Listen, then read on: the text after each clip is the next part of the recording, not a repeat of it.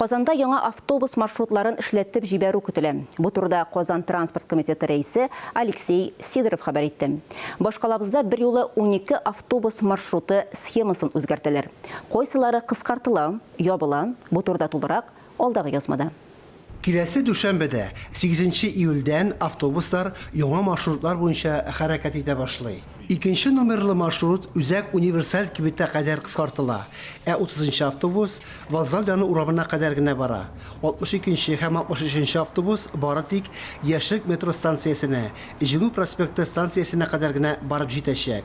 40 маршрут Ленин исемендәге Мәдәният йортына кадәр генә йөри. В первую очередь, вынужденные меры. Бу кызганыч мәҗбүри чара тармакка ярдәм итүгә юнәлтелгән.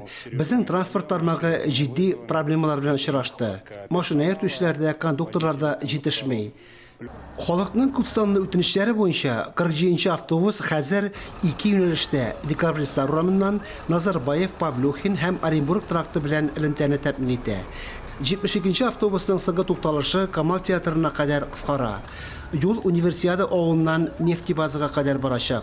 71 автобус Самасырова зиратына керү мөмкинлеген кире кагачак. Без бу кыскартылган маршрут автобусларын ихтыяҗ зуррак булган, пассажирлар агымы күбрәк булган маршрутларга күчерү мөмкинлеген карыйбыз. Транспортны көтү вакыты уртача 10-15 минутта кысарга тиеш. Шул вакытта бер транспорттан икенчесенә күченеп утыру мөмкинлеге дә була. Транспорт тармагына төбәк дәрәҗәсендә ярдәм таләп ителә. Финанслау, кадрлар, автобуслар җитешми. Кондукторсыз түләү вәзгыятьне катлауландыра гына.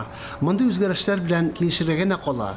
Фәнис Мөхәммәтов, Азалия Кытахматова, Татарстан яңалыклары.